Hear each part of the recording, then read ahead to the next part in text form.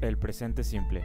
El presente simple es un tiempo verbal del presente que se utiliza para hablar acerca de hechos o verdades. Generalmente constituyen hábitos, horarios o programas, costumbres y rutinas de la vida cotidiana.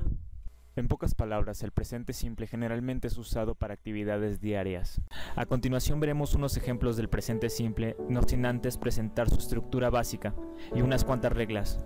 El presente simple consta de un verbo, un sujeto y un complemento. En este caso el sujeto es I, el verbo es play y su complemento es with my cousin, que significa yo juego con mi primo. Todos los verbos que manejaremos serán en infinitivo. La conjugación de verbos en presente simple, lo más importante es tener cuidado con la tercera persona singular, he, she, it. Veamos unos ejemplos de estos verbos para conjugar.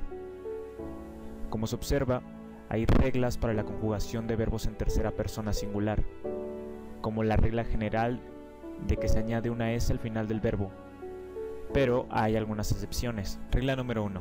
Si el verbo termina en S, CH, o X, se debe añadir ES al finalizar el verbo para evitar el choque de consonante. Ejemplo, washes, catches, teaches. Regla 2. Si el verbo termina en O, se añade ES al final del verbo. Ejemplo, does y goes. Regla 3. Si el verbo termina en Y, se elimina esta y se añade IES al final del verbo. Ejemplo, studies and flies. Sin embargo, dentro de esta regla hay algunos verbos que terminan en I, pero que solo se añade la S al final. Tal es el caso de plays y says. Esto es para evitar un triptongo. Para finalizar con las reglas, hay verbos que cambian por completo su estructura al conjugarse con la tercera persona singular. Ejemplo, have, has. Con estas reglas podemos ahora formar oraciones simples. Ejemplos: she dances in the party. Ella baila en la fiesta, donde she es el sujeto, dances el verbo, con S por supuesto, y the party el complemento. Siguiente: they drink juice in the mornings.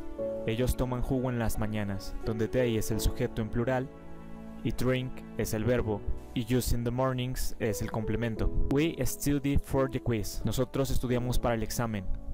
We el sujeto, study el verbo, for the quiz complemento.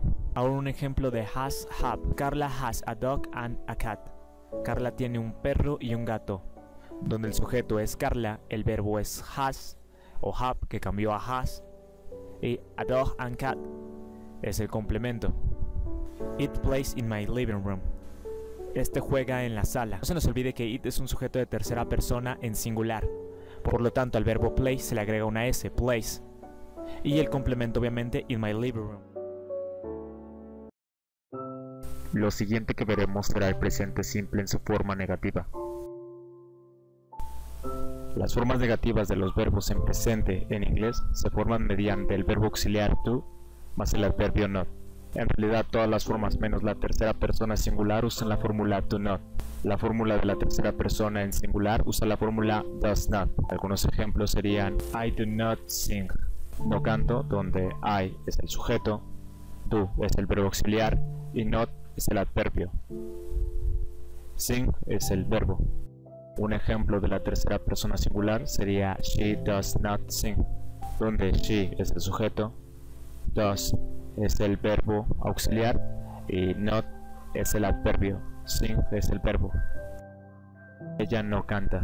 También podemos usar sus contracciones como don't y doesn't. Por último, para terminar, veremos el presente simple en su forma interrogativa. Para hacer preguntas en presente simple con verbos diferentes a to be, empezaremos la pregunta con el auxiliar do. Para I, you, we and they. O usaremos el auxiliar does para she, he, it. Ejemplos: ¿hablas inglés? Do you speak English? Aquí, como el sujeto es you, usaremos el auxiliar do. ¿Qué estudia ella? What does she study? Aquí, como el sujeto es ella, usaremos el auxiliar does. Las preguntas con el auxiliar do o does siempre van al principio de la frase. Hay que recordar que does se usa para he, she, it, la tercera persona en singular. Con las preguntas pasa lo mismo que con las negaciones. Con she, he y it, el verbo principal no lleva s y has se convierte en have. Y eso es todo lo que necesitas saber para poder formular el presente simple. Muchas gracias por ver el video. Hasta luego.